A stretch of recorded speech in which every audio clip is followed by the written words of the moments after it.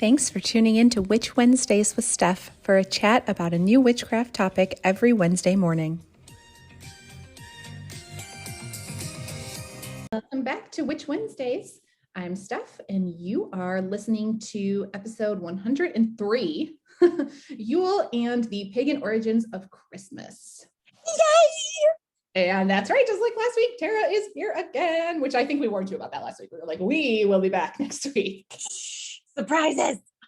But Tara loves her holidays. I do, guys. Definitely Yule. So we wanted to chat all about that. So we are going to chat just about Yule a little bit and the Wiccan traditions, and then go into the pagan origins of all of the different Christmas traditions, because like literally everything about Christmas is pagan. So much, guys. Oh my gosh, it's amazing. Yeah. So we are excited for this one. We both love Yule. And I think in my opinion, Yule is my favorite because I love I've said this before, but I love the secular Halloween traditions too much that like I just can't focus on Samhain at all. Like Halloween too much. So Yule is my favorite. And in my opinion, Yule is the easiest one to celebrate if you're still in the broom closet. Because it's not my favorite, but I would agree it's definitely the easiest to celebrate if you're in the broom closet. it's all of the Christmas stuff. So people won't even know that you're not celebrating, and the dates are so close together, and Yule is a 12 days celebration anyway. So it's just the easiest one. So I think that's why it's a lot of people's favorite, but I love it. So if you want to know more about the correspondences of Yule and some different ways to celebrate, we did that last year. So if you go back to season 1 and check out that episode, that will have all of this information. But I'll just give you the quick basics. Quick and dirty. Yeah, well. So Yule is celebrated on the winter solstice. So that ranges from December 20th to the 23rd in the Northern Hemisphere, and June 20th to 23rd in the Southern Hemisphere. It's usually the 21st, but not always. No, because we like to move our calendar around. We sure do. And it marks the longest night of the year and the shortest day. But Yule itself is usually observed as a 12-day celebration, which is based on the ancient Norse tradition that ended with the burning of the Yule Log, which we'll get into in just a minute. So this year, I love the Yule Log. This year it starts on December 21st, which is the solstice. So that would make it conclude 12 days later on January 1st. So Yule itself is of Norse origin, like the word Yule, but so we don't know like exactly when it was celebrated by these ancient peoples, but it was believed that it was in December and in the winter months when harvesting was over and the hunting season began, which is why that stag imagery is so prominent at this time of year. So we will definitely get into Yule logs and stags in just a minute, but I wanted to make sure that we touch on the Wiccan traditions before we get into all of these other ideas. So I'm going to turn it over to Tara to tell you what the Yule holiday means specifically in Wicca. So this is generally considered the first Sabbath of the year. Like you said, the winter solstice, it's the shortest day and the longest night in the Northern Hemisphere. Southern Hemisphere people, flip it. So it changes year to year just because we're on a Gregorian calendar and we have to fix things with a leap day every 4 years, and we're weird. And so it doesn't fall exactly on the same day, which it should, just saying. It's a fire festival, which we all know I love. It is a time to celebrate the return of the light. Because it's the longest night of the year, Yule traditionally, you burn fires over the long night and you welcome the return of the sun and technically the beginning of the turning point of spring, because this is when the daylight starts getting longer and we can see hope and warmth on the horizon. At least I can. It's beautiful. I almost cry every year. It's great. So there's slightly different traditions depending on which sect you belong to. As we talked about, different sects celebrate in slightly different manners. There are overarching belief systems in Wicca, which I'll touch on here, but your sect, if you belong to a particular sect, may celebrate slightly differently and may have slightly different beliefs than what I'm going to say. So just throwing out that disclaimer in case you're like, Tara is so wrong. I could be you. So the god is reborn at Yule. He has died at the previous Sabbath at the end of October. The god is generally tied to the sun, which is why there's very little sunlight. Get it? Get it? Anyway. Sorry. So before he can come back to his full power, the goddess in her crone aspect is now becoming into her mother aspect. She gives birth to the god on Yule. That's traditionally when he's born. And the sun becomes stronger and stronger and returns to the earth. So she represents the earth, which is now still and silent for a while because she's recovering from labor. Here, that's painful. I hope never to experience myself, but those who have tell me that's true. So this Sabbath, I love. It is a fire festival, but it's a really more internal one. Beltane is a huge party. I love me a good Beltane, but it's very outward, very community driven. This is more inward, more family based in the home. One, it's freaking cold outside usually around now, but a lot of the traditions we're going to talk about and celebrations are more solitary or more small group oriented rather than a big old party outside. So yeah, that's that. So we're going to go more into traditions. So I was like, I don't want to get too much into it. So I just wanted to say, because this is going to come up repeatedly as we talk about like other traditions, but like Tara said, the Wiccan god is related to the sun. And as you will see, as we talk about, all of the sun gods are celebrated at this time. Sun god, sun god, sun god. And as you can see, that is where we got son of God. So that's why Christianity took over this holiday. Sun god, sun god. No. You mean son of God, don't you, pagans? Like, so that is a theme that's going to come up as we talk about all of these. So you guys will see lots of themes, guys. They're all interwoven. But one thing that I wanted to touch on with Wicca before we move over to the pagan origins specifically of Christmas, because this comes up in some Wiccan traditions, but not necessarily everybody believes this, and it's kind of a confusing concept. And I don't think us talking about it is going to be any less confusing, because like if you think too hard about it, it just really like doesn't make a lot of sense. But that is the Holly King and the Oak King. Yes. So the Holly King rules over the dark part of the year, which is Litha to Yule. Mm-hmm. And then he said at Yule to surrender his life to the Oak King, who then rules over from Yule to Litha. So they both rule for half of the year, and then they battle at these times, and then, you know, the power switches over. So it waxes and wanes. Yes. So it comes from some like European traditions, this idea that they're locked in this, you know, battle, and that's how the seasonal cycles sort of continue. And the Holly King is sort of like a woodsy version of Santa Claus, wearing red and holly, and sometimes he has a team of stags. And then the Oak King is the fertility god. So he is also, like, some people say that the Oak King is the same thing as the Green Man, which we've talked about in previous podcast episodes related to Beltane and Litha, that Green Man. So it gets, you know, very, very confusing, because we talked about the god and goddess of Wicca, but then we also talked about this Holly King and Oak King and Green Man, and some people believe that they are all aspects of this same god.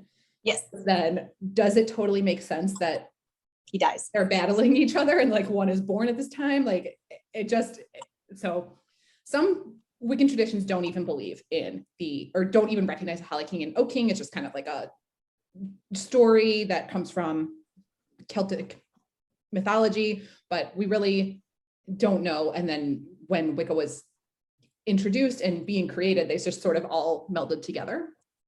So, Yeah. so that comes up at this time of year. But Holly King and Oak King are really only talked about at Letha and Yule, which are the opposites of each other on the Wheel of the Year. So that's kind of the only times that they come up. It's not like they're talked about with the other sabbats as being part of that God aspect during those other sabbats. It's really just these two times of year. So totally okay if you do not recognize them or believe in them, but also totally okay if you do. So different traditions for different Wiccans. And that's why I said that you might not have the exact same beliefs. And also I know, especially people just getting into Wicca after having a Christian background, have a lot of problems with the god and goddess breeding themselves over and over again, basically. Yeah. So there's that as well. So let's then get into the history and traditions of the holiday that are all pagan in origin. So It's all of them. It's all of them. Yeah. So first up, I wanted to touch on Saturnalia, because Saturnalia is where many of these traditions come from, but we also already talked about Saturnalia when we did an episode related to Mardi Gras back at the beginning of this year. So I don't want to touch on all of the same things, but I am going to come back to the Saturnalia aspects that lend themselves directly to Christmas. So obviously many cultures observed this winter solstice, and specifically the ancient Romans celebrated Saturnalia around December 17th through the 23rd. So it was another winter holiday celebrating light, and specifically the god Saturn, which is why it's called Saturnalia. So it was celebrated by a sacrifice at the Temple of Saturn, followed by a banquet, partying, gift giving, and more. And when we talked about this holiday in the Mardi Gras episode, the idea of the Lord of Misrule came up, where we get like the jester, and we talked about the king cakes and things that came from Saturnalia. So specifically in terms of Christmas, that is where we get the idea of gift giving, because there was a day of gift giving on December 19th in ancient Rome. It's called the Sigillaria? Not sure. I don't know. I don't pronounce words right at all, so I'm not going to correct you. Sure. So that is when people exchanged gifts, usually pottery, wax figures, candles. They had gag gifts. Children received toys. So expensive, cheap gifts, all sorts of things were given on this specific day. And usually it was to signify how they valued the quality of a friendship with somebody. And it wasn't confined to specifically this day. That was like the main day for it, but really over this sort of season of Saturnalia, they gave gifts to guests that would come over. They gave gifts to the slaves that they had in their house. So it really was a gift-giving season, and that has kind of carried over into today. So that is why there are gifts associated with Christmas. Yeah. And also with Saturnalia and the solstice is where we get Christmas trees from. Yeah. So in ancient Rome, pine trees were an essential part of goddess groves. So they had various goddesses. So it's not the one goddess of Wicca, but various goddesses that they had. They all had pine trees. So on the eve of the solstice, the Roman priests would cut down a pine tree and then decorate it and carry it in a ceremony to the temple celebrations. And then people would decorate their homes with the boughs of the evergreen tree and bushes and pots, and pines and firs were then cherished as a symbol of rebirth and life in the depth of winter. Yeah. And pagan families would then bring a live tree into the home, so the wood spirits would have a place to keep warm in the cold winter months. And food and treats were hung on the branches for the spirits to eat. As an offering. Directly where we get Christmas trees from and why they are decorated. And another tradition that comes specifically from Saturnalia and from other places is the idea of kissing under the mistletoe. Oh. So mistletoe has been all around for a long time. And it was considered a magical plant by almost everyone. Vikings, Tara knows this, Druids. And specifically, when the ancient Romans were honoring this god Saturn at this time, to keep him happy, they conducted fertility rituals under the mistletoe. Guess what those were? Guess exactly what that is. So that is where we get the toned down version of just kissing under the mistletoe is from that. Wow, wow.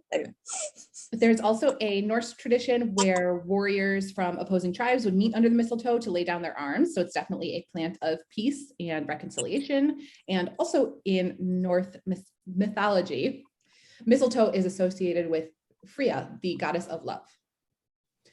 So lots of reasons to have mistletoe around that come from Saturnalia, but also various other traditions. So I was going to say, there's another myth out there, mistletoe combined with a mother's tears to resurrect the god of light in a Viking myth. And so the Celts believed that because it was able to resurrect the god of light, the plant itself could ward off evil spirits. So they hung them in doorways of their homes to ward off evil spirits during the longest night. Lots of traditions. So speaking of getting into this Norse mythology, then a little bit away from the ancient Romans, is the idea of a Yule log. Hugely popular. Yeah. Hugely popular this time of year.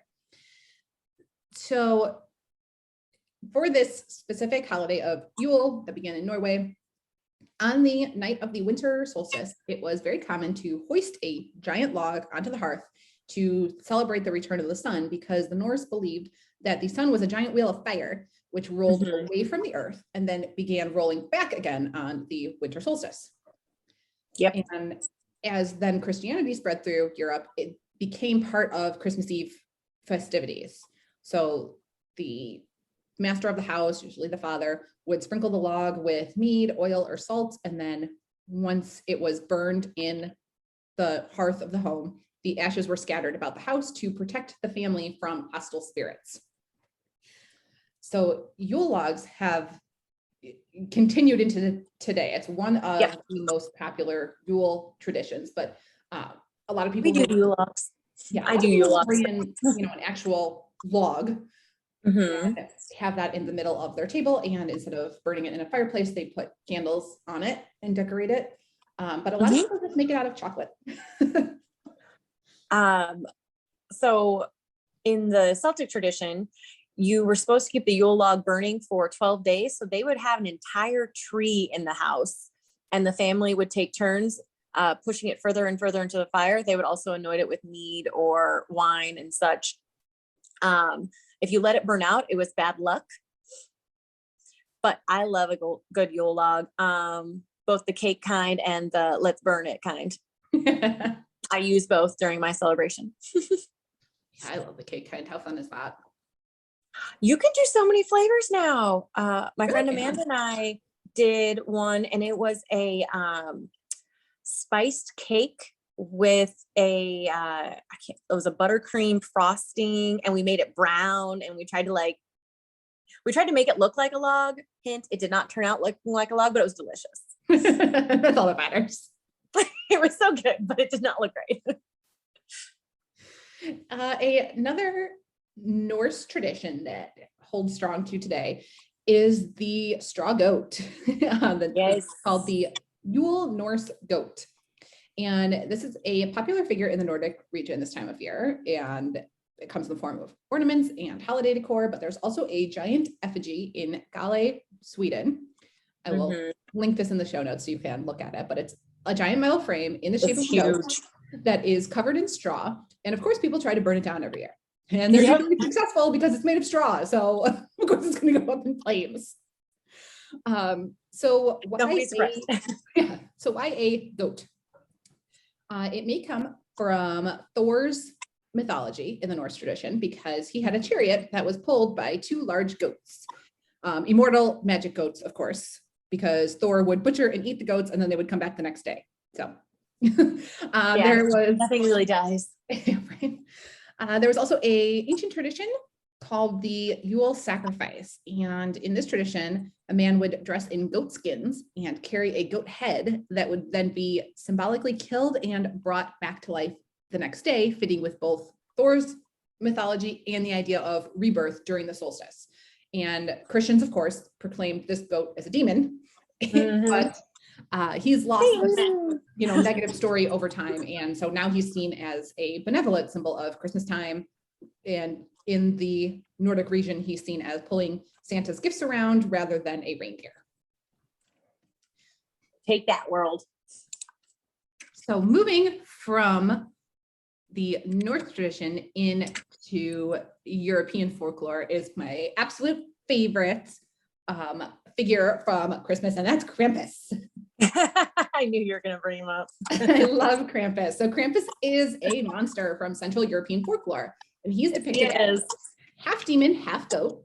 And the name comes from the Germanic word for claw. And Krampus is always shown with huge claws, horns, and a long red tongue. But he is the companion of Saint Nicholas. So tradition states that they arrive together on the evening of December 5th, which is known as Krampusnacht. And Saint Nicholas is the one who rewards the nice children by leaving presents in their shoes. And Krampus beats the naughty children with branches. So take that, naughty children. In some stories, he also either eats the children or drags them to hell. I was going to say, I always heard that he ate them. That was the story I grew up on. And yes, my dad told me this story as a child. So Krampus has various origin stories. Some people say that he is the child of Hel, the Norse goddess of the underworld. And some say that he's just a representation of the horned god of witches and Wiccans. But he did become associated with Christmas during the conversion to Christianity, because like all other dark pagan symbols, the church tried to ban Krampus from Christmas celebrations, but obviously were unsuccessful, particularly in Germany and Austria. They have held on to Krampus. They love Krampus. It still has remained a huge tradition there, much bigger than it is here, but I think Krampus is definitely gaining revival in the States. People love Krampus. I love Krampus. I was going to say, everyone loves a good horror story. And there's actually a horror movie where he kills everybody, not just kids. So so the last things then on the list are specifically to talk about some of the other Christmas traditions that people have questions about where they came from, especially if they are Christian. They're like, why do we do this on Christmas? Well, I'm going to tell you. So first of all, the idea of Christmas carols and specifically going door to door singing comes from the idea of wassailing. And I love wassail. That is spelled Wassail, which to me should be pronounced wassail. It like annoys me that it's not, but I know it's wassail because there is that song, Here We Come a Wassailing. And it just, so spelling annoys me. But anyway, I was going to say, also growing up in a German-based community, it's also a delicious spice drink. Oh yeah, we will get to that. Okay. So, wassail may come from the Old Norse phrase, "Ves hel," which means be healthy, but it is more commonly believed that it comes from an Anglo-Saxon greeting that means to be in good health. So traditionally, after someone would say wassail, the common response was drink hale, which means drink and be healthy.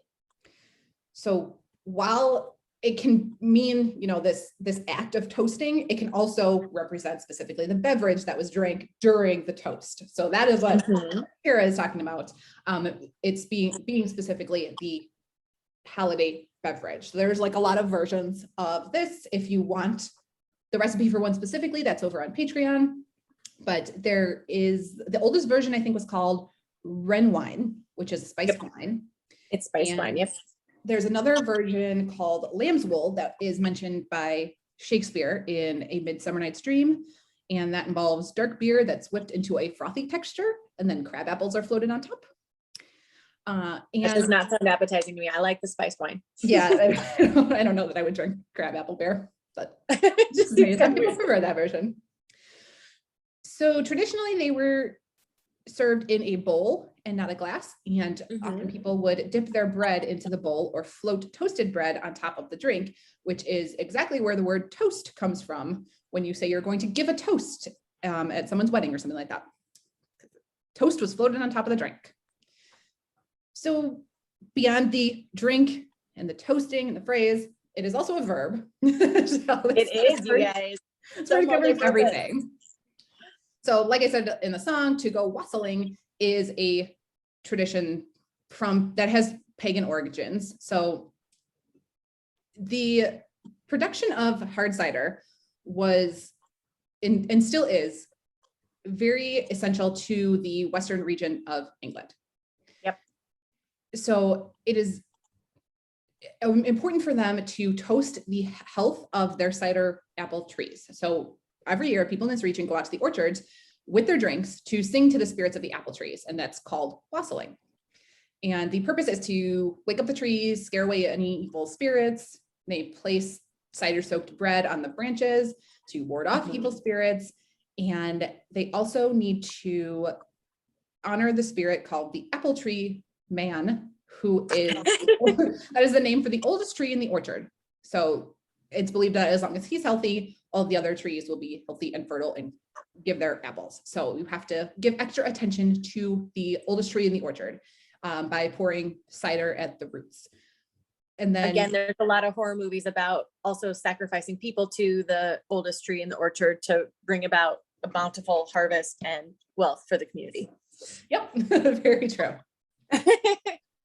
So after they drink and sing in the orchard, they then go door to door. So it's like the trick or treat version of caroling, except people expect payment instead of candy. So that is where we get Christmas carols from. I was going to say, this also kind of comes back to some Viking traditions where Odin was considered to wander. And he had a long white beard, and people wanted him to feel welcome. So they would sing and invite, I don't want to say strangers, but strangers basically into their home, and they wanted them to feel welcome. So children sang to wanderers at this time because you never knew if it was Odin. Better safe than sorry. Well, that leads directly into the idea of Santa. So let's touch on that. So the name Santa Claus comes from the Dutch name for Saint Nicholas, which is Sinterklaas. And Sinterklaas was a historic 4th century Greek saint, but not the fat, jolly, bearded one. So the idea of a fat, jolly, bearded one comes from the 19th century. There was a political cartoonist, Thomas Nast, and the book was The Night Before Christmas by Clement Clark Moore. That really solidified the idea of Santa being fat, jolly, and bearded, but really the idea came from paganism and specifically Odin. So he very much looks like this version of Santa. And at the winter solstice, that's when Odin led a hunting party known as the Wild Hunt in the sky with his eight-legged horse named Sleipnir. So you can obviously see where the idea of 8 reindeers comes from, his 8-legged horse. So it's magic horse. Yeah, it's magic horse, Sleipnir. So children would leave their boots by the chimney filled with carrots and hay to feed Sleipnir. And legend said that whenever Odin flew by, he would leave gifts by their boots. So after Christianity thank you for feeding his magic horse.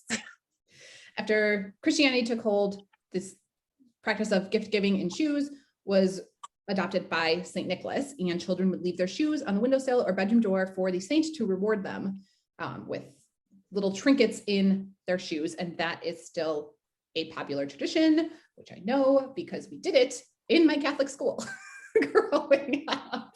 And I was like, why is this St. Nicholas thing? And they would like encourage, there was like one class, like in my junior high, and you would take off your class shoes. On this? Well, no, not in the class, but like we would be sitting in class and they told us to take off our shoes and put them outside. And then by the time class was over, their shoes would be filled with like stuff. And it was like filled with candy and stuff. And they said it was like St. Nicholas. So it was like this like tradition coming by. But oh yeah, we totally did that in school. And the entire time I was confused because I was like, what does this have to do with Christmas and Jesus and who is St. Nicholas and what is it? Well, turns out pagan, but they didn't tell us. They didn't tell us that. So I know that that is still a tradition to leave your shoes out. And my husband did that too. His mom did that for them growing up, that they would put their shoes outside their door overnight. And when they woke up, St. Nicholas would have left them stuff in their shoes. So I know that people still do this. So also stockings, guys, hanging stockings by the chimney. Yep. It directly kind of follows. Oh yeah, absolutely. Well, yes, speaking of,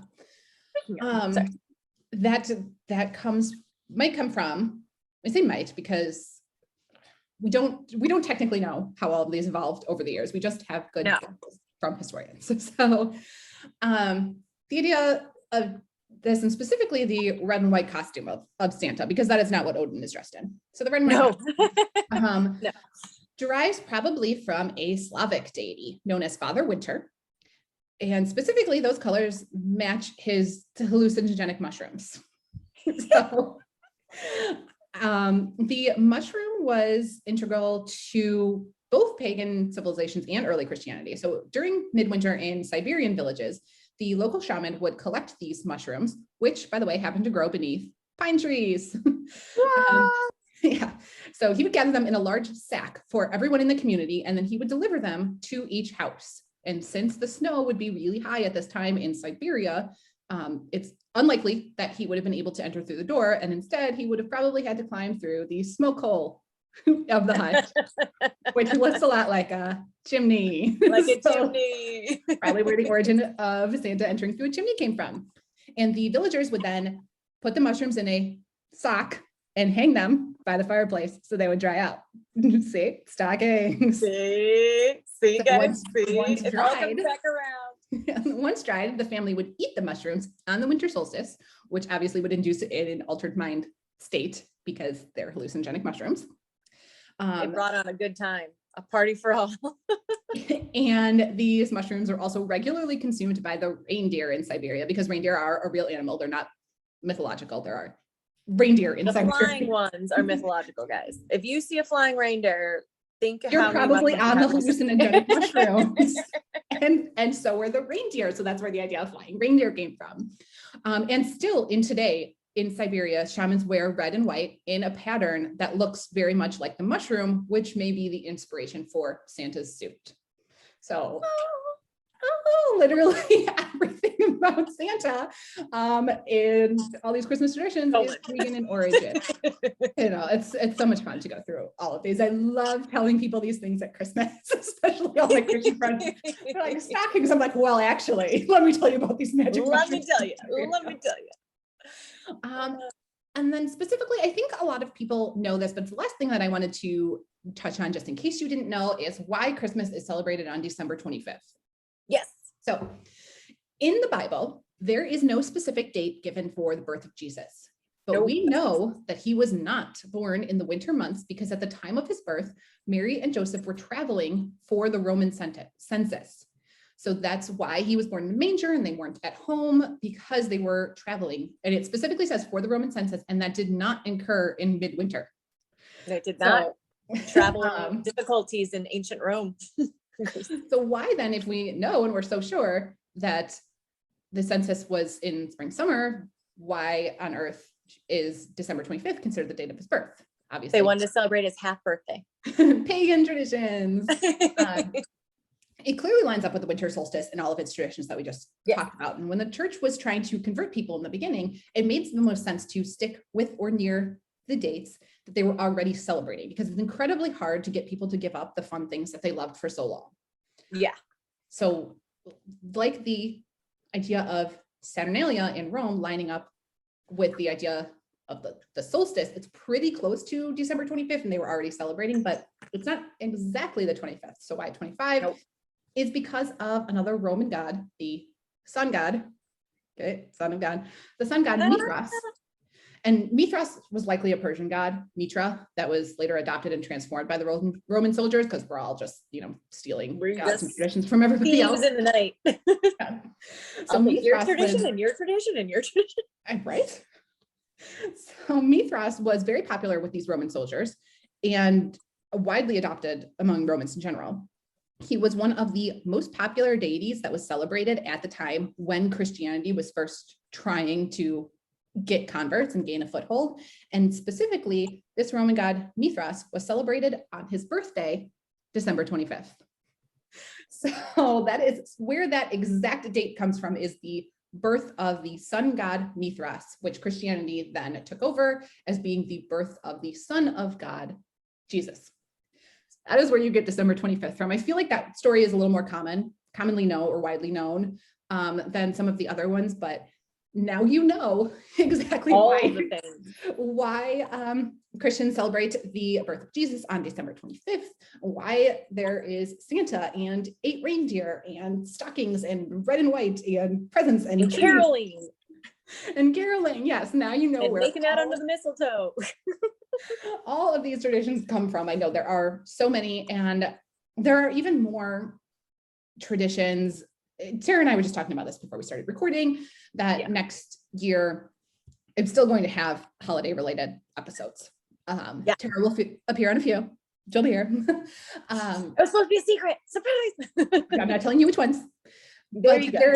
There is even more information about each of these holidays, that even in 2 years of doing episodes on the holidays, there's still even more to share. So there is more Yule stories and traditions from other, religions and ancient peoples, Egypt, and like across the board that we didn't even touch on in these 2 episodes. So there's even more to talk about. So lots of more origin stories. This is sort of a date that has been celebrated for many, many years. For ancient peoples who, had no electricity or concept of daylight savings time, all these things, the solstices at, specifically Litha and Yule, were very, very noticeable. Like if you have no clocks and no electricity, you really know and notice when the sun is making these transitions. Yeah. And when your days are really long and versus when your nights are really long. So these days were very marked, very specific, and celebrated by every single ancient culture. So there's lots more to talk about, but specifically just wanted to touch on today all of these various ideas of where these Christmas traditions came from. So now you can be, living in the know at your Christmas celebrations, telling people where all of these stories came from. Because Lord knows I love to. I have so much fun. But let me know in the comments. The show notes will be up over at witchwednesdays.com, or you can touch base with us on Instagram or discuss over on the free Discord server. Lots of places to get in touch, and tell me if you learned anything new today. First of all, hopefully you learned at least one thing new. I hope you learned at least one thing. But let me know if you knew any of these pagan traditions, of where these origin stories of where these Christmas traditions came from, and which one is your favorite, or which story or character of this time of year is your favorite, because mine is Krampus, but by like a lot. I love that Krampus beats naughty children. This makes me so happy. I was gonna say, I like Yule Logs because I like burning things. So but you can definitely reach out, chat with us, and let us know if you have any questions or comments. We will be around to chat. And that is all we have for you this week. And happy Yule season to you. I hope you are celebrating and enjoying and loving it. Yes, there's so much to love and do. And thanks for having me. Thanks for stopping by. And Tara and I will link Tara's Instagram so you can see her, but we will be posting at Witch Wednesdays podcast on Instagram, so you can see what we do for Yule. And if you want to see how my space, I put up the video of what my space looks like for Halloween/Samhain, and it's like 17 minutes long or something. No, it's not that bad, but it's like really long. And minutes, but it was 10. It was long. I have a lot of stuff. So Yule is not nearly as long, but that is already up on YouTube and Patreon. If you want to see my little Yule space, I really only decorate one room, but if you just want to see what we do for that, that's more like a 3-minute video. So that's already up if you want to look. This is your holiday more than mine, and I have the bathroom decorated, guest bedroom decorated, my bedroom decorated, the main room decorated. Yeah, see, I love celebrating this time of year, and it's like my favorite, pagan holiday to celebrate. But my Halloween decor specifically is just over the top. Some of it is Samhain related and witchy, but Samhain is more of a somber, solitary holiday of like honoring ancestors and having silent suppers, and my Halloween is not that. So my Halloween is like a giant Pennywise popping out of the sewer in the front of my house. So everyone should check out the video if you haven't seen it. Yes, it is in the video. So I have an overwhelming amount of decor. So I don't have that much decor for Yule. It's kind of like a more simple look for me. But yeah, that is definitely up on YouTube if you want to see it. But yes, go check out Instagram because we will post what our houses look like. And if you're anything like me and you love a good Advent calendar, you don't have to use it for Advent. If you start the day after Thanksgiving, it lines up perfectly with Yule. Oh, love that. Fun fact. And also let us know this over on Instagram or Discord. If you do get an Advent calendar or Yule calendar, do you actually wait and open one thing on every day? Because I've never done that in my life. Oh, I do. I even got wait. one for Bo. I've got a dog one, and he only gets one treat per day from there. I've never been able to stick with that in my life. I rip it open, I think day one. I will say I'm already falling behind on the wine because it's one wine per day, and I just don't drink that much anymore. So like I open it and I look at it and I put it in the fridge for later. Yeah, I cannot. I rip everything open in the same day. I don't like consume everything in the same day. The one that I love is the tea one. Oh yeah, that one's good. Yeah, the tea one is fun. It's like a tea every day. Well, this is the first year I've done a dog one for Bo, and I can't tell if he's excited or if he just expects it because he gets a lot of treats anyway. So. Oh, we're too good to our fur children. We really are. But that is all we have for you to chat about Yule and pagan origins of Christmas. So let us know if you have any questions or comments. But other than that, I will see you next week.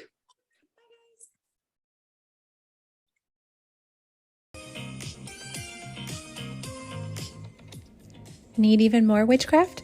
Subscribe to Patreon for exclusive bonus content 3 times a week and order sabbat boxes and other supplies at witchwednesdays.com. Be sure to follow on Instagram at Witch Wednesdays Podcast.